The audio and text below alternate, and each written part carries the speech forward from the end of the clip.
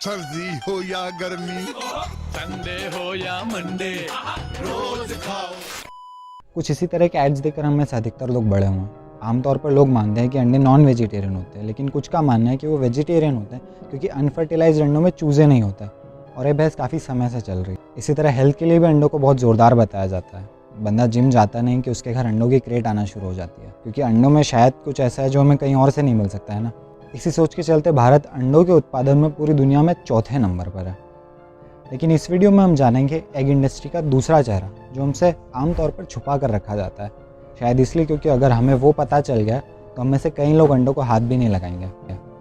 तो देखते हैं अंडों के बारे में हमारी प्रचलित लेकिन झूठी मान्यता और उनके विपरीत सच।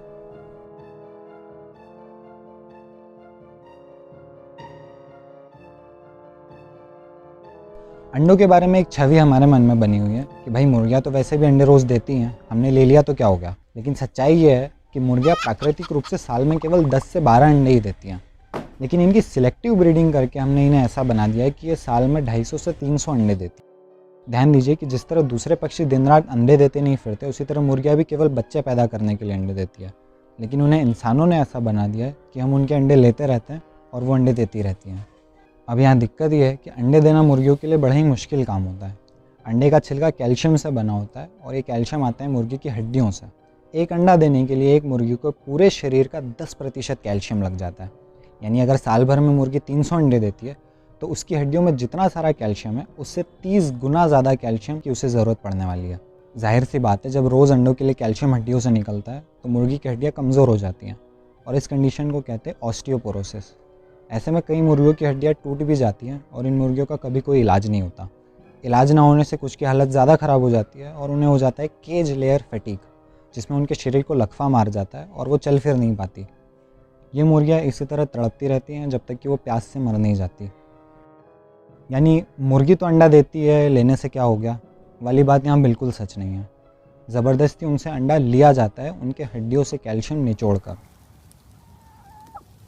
आमतौर पर जब हम मुर्गी की बात करते हैं तो हमारे मन में केवल मांस और अंडे ही आते हैं। हमें लगता है वो समझदारी की सूची में तो बिल्कुल नीचे आते हैं, मतलब बेवकूफ़ टाइप होते हैं। जबकि सच्चाई इससे काफ़ी अलग है। ये पक्षी प्राकृतिक रूप से बहुत ही जिज्ञासु यानी क्यूरियस होते हैं। आपस में दोस्ती और दुश्मनी करते हैं, इंसानों के चेहरे पहचान सकते हैं, छुपी हुई चीज़ें ढूंढ सकते हैं, यहाँ की वो गिनती भी कर लेते हैं। वैज्ञानिकों ने अब तक 30 से ज़्यादा तरह की आवाज़ों का पता लगाया जिससे ये जानवर एक दूसरे से बात करते हैं। जब उड़ने वाला शिकारी आता है तब अलग आवाज़, और थलचर यानी ज़मीन पर चलने वाला शिकारी आता है तब अलग आवाज़। जिस तरह कुत्ते ट्रिक सीख सकते हैं, ठीक उसी तरह मुर्गियाँ भी सीख सकती हैं। बहुत ज़्यादा सोशल होने के कारण ये दूसरे पक्षियों में ही रहना पसंद करते हैं और दोस्त आपस में ग्रुप बना लेते हैं। अब अंडों के लिए इन समझदार पक्षियों के साथ क्या होता है? एक ही छोटे से पिंजरे में 5 से 7 मुर्गियाँ या उससे भी ज़्यादा ठूस दी जाती हैं। जगह इतनी कम होती है कि चलना फिरना तो दूर की बात, वो मुर्गियाँ जीवन भर कभी अपने पंख भी नहीं फैला पाती। बचपन से हमें कार्टून्स में यही दिखाया जाता है कि आराम से 8-10 मुर्गियाँ एक अपनी छोटी सी झोपड़ी में बैठी हैं और वहाँ अंडे दे रही हैं, जबकि सच्चाई इससे बिल्कुल उल्टी है। मुर्गियों के लिए जितना साल में 10-12 अंडे देना नेचुरल है, उतना ही नेचुरल उनके लिए पेड़ की शाखाओं पर बैठना, चोंच मारना और मिट्टी में लौटना है। आमतौर पर मुर्गियाँ अंडे देने के लिए एक प्राइवेट जगह ढूंढती हैं ताकि अंडे देने से पहले वो घोंसला बना सकें। लेकिन बैटरी केजेस में उन्हें ये कुछ भी नहीं करने दिया जाता, केवल एक अंडे देने वाली मशीन की तरह रखा जाता है।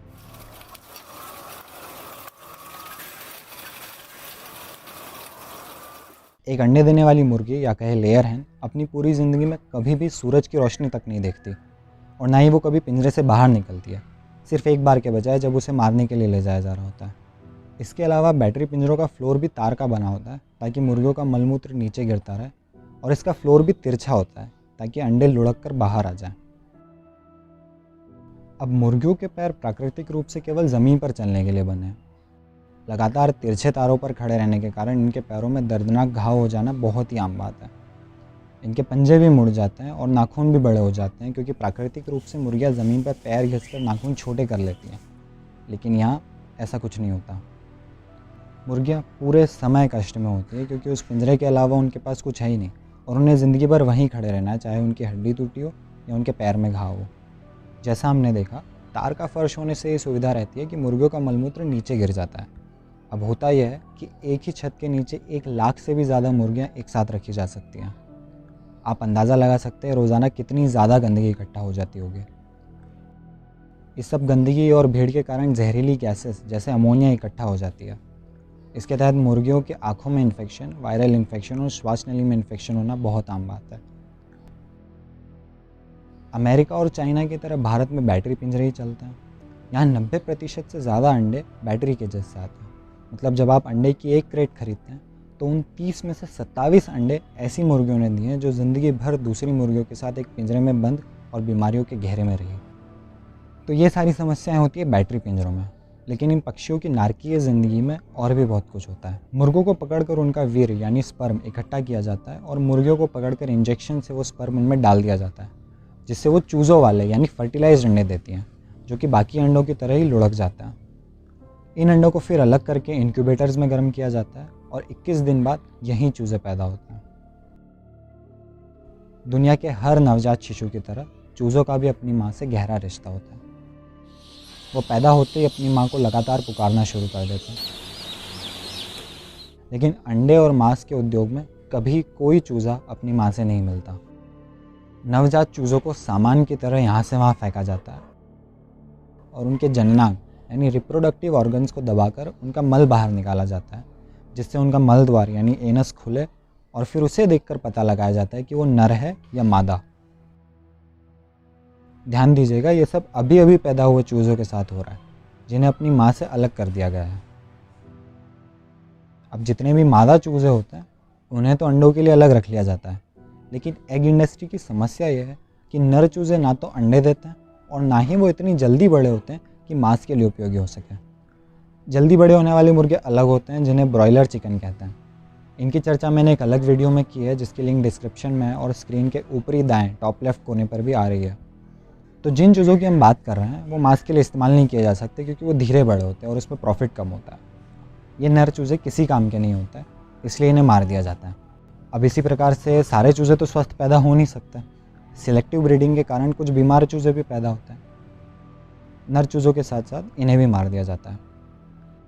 आमतौर पर मारने के लिए इन चूज़ों को ग्राइंडर में पीस दिया जाता है, लेकिन दूसरी प्रक्रियाएं भी इस्तेमाल होती हैं, जैसे उन्हें कुचल देना, पानी में डुबा देना, प्लास्टिक की थैलियों में भर के दम घोट देना, मछलियों के खाने के लिए डाल देना और ज़िंदा जला देना। पूरी दुनिया में हर साल 7 अरब चूज़े मार दिए जाते हैं, यानी जितने पृथ्वी पर इंसान हैं लगभग उतने नवजात चूज़े जो कि आज ही पैदा हुए हैं हम हर साल मार देते हैं। थोड़ा गणित करने पर पता चलता है कि हम 250 चूज़े हर सेकंड मारते हैं।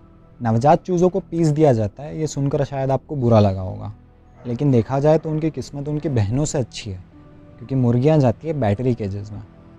जैसा हमने देखा वहाँ नेचुरल कुछ नहीं होता और इस सब से परेशान होकर मुर्गियाँ एक दूसरे को चोंच मारने लगती हैं। ये एग इंडस्ट्री के लिए दिक्कत है, इसलिए नहीं कि मुर्गियाँ परेशान हैं, बल्कि इसलिए कि मुर्गियाँ मर जाती हैं और अंडे का उत्पादन कम हो जाता है। इसका सोल्यूशन ये निकाला गया है कि जब ये मुर्गियाँ छोटी होती हैं तभी लाल गर्म लोहे या तेज़ ब्लेड से इनकी चोंच काट दी जाती है।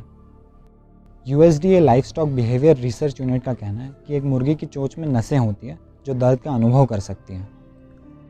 इस प्रक्रिया के बाद कई चूज़े दर्द के कारण खाना पीना छोड़ देते हैं और भूख प्यास से मर जाते हैं। चोंच काटने या डीबकिंग के और भी नतीजे होते हैं, जैसे वो एक दूसरे को मारना कम कर देते हैं, उनकी शारीरिक गतिविधि फिजिकल एक्टिविटी कम हो जाती है, नींद बढ़ जाती है और वो खाना कम खाते हैं। ये सभी बातें एग इंडस्ट्री के लिए बहुत अच्छी हैं। इस बारे में वैज्ञानिकों ने काफ़ी रिसर्च की और यही पाया है कि जैसे हमारी उंगली कट जाने पर हमें उस समय बहुत तेज़ दर्द होता है और लंबे समय तक दर्द होता रहता है, उसी तरह मुर्गियों को उनकी चोंच कटने पर होता है। और डीबकिंग सैकड़ों हज़ारों की तादाद में एक साथ की जाती है, तो जाहिर सी बात है यहाँ एनेस्थीसिया जैसा कुछ नहीं होता। कुछ इसी तरह से 1.5 से 2 साल तक मुर्गी अंडे देती रहती है और जब उसका शरीर पूरी तरह थक जाता है और वो अंडे देना कम कर देती है तो उसे कसाई खाने भेज दिया जाता है। चूँकि मुर्गियों की हड्डियाँ वैसे ही कमज़ोर होती हैं और उन्हें काफ़ी बेअदबी से यहाँ वहाँ फेंका जाता है, इसलिए कई मुर्गियों की हड्डियाँ ट्रांसपोर्टेशन में ही टूट जाती हैं और कई मुर्गियाँ कसाई खाने पहुँचते पहुँचते ही मर जाती हैं। प्राकृतिक रूप से पक्षी 10 साल से भी ज़्यादा जीते हैं, लेकिन अंडों के उद्योग में इन्हें 1.5 से 2 साल में ही मार दिया जाता है। ऐसा समझिए कि कोई भी अंडे देने वाली मुर्गी अपना दूसरा जन्मदिन नहीं देखती। तो एक अंडे की कीमत क्या है? शुरुआत होती है एक मुर्गी से ज़बरदस्ती अंडा पैदा करवाने से। फिर आता है चूज़े को उसकी माँ से अलग करना और उसकी चोंच काट देना। इसके बाद जब उसे दूसरी मुर्गियों के साथ एक छोटे से पिंजरे में रखते हैं, जहाँ का फ्लोर उसके पैरों के लिए बिल्कुल नहीं बना, जहाँ उसे पंख खोलने की भी जगह नहीं होती और जहाँ ऊपर की मुर्गियों का मलमूत्र उसके ऊपर गिरता रहता है, तब जाकर उसकी हड्डियों से कैल्शियम निकाल कर एक अंडा मिलता है और इसके अलावा 5 रुपये लगते हैं। फिर एक और अंडे के लिए ये 1 से 1.5 दिन की पूरी प्रोसेस दोबारा होती है और फिर से 5 रुपये लगता है। अब तक आपने जो भी इस वीडियो में देखा है वो सब स्टैंडर्ड इंडस्ट्री प्रैक्टिसेस हैं, यानी हर जगह ऐसा ही होता है, कुछ भी बढ़ा चढ़ा कर नहीं बताया गया है। 5 रुपये के अंडे में मार्जिन थोड़ा ही होता है, इसलिए जितने कम खर्चे में मुर्गियों से जितने ज़्यादा अंडे प्राप्त किए जा सके उतना एग इंडस्ट्री के लिए अच्छा है। अब देखा जाए तो ना हमें प्रोटीन के लिए अंडे की ज़रूरत है, क्योंकि सोयाबीन, राजमा, दालों में अंडे से ज़्यादा प्रोटीन है और वो इससे सस्ते हैं। और ना ही हमें कैल्शियम के लिए अंडों की ज़रूरत है, क्योंकि हरी सब्ज़ी, तेल, टोफू, सोयाबीन वगैरह में भरपूर कैल्शियम है। फिर भी अंडों को बहुत बड़ी चीज़ समझा जाता है। न जाने क्यों हमारे दिमाग में ये बात बैठ गई है कि अगर अंडे नहीं खाए तो किसी बहुत बड़ी चीज़ से हम चूक जाएंगे और हमें अंडों का पौष्टिक अमृत मिलता रहे।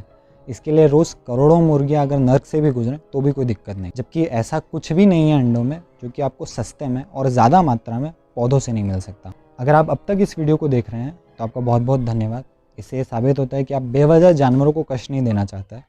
कृपया इस वीडियो को हर जगह शेयर कीजिए ताकि लोगों तक सच्चाई पहुंच सके कि उन्हें अंडे खाकर जानवरों पर हो रही इस क्रूरता को सपोर्ट करने की ज़रूरत बिल्कुल नहीं है। उसके बिना भी हमारा काम बहुत बहुत अच्छे से और सस्ते में चल सकता है।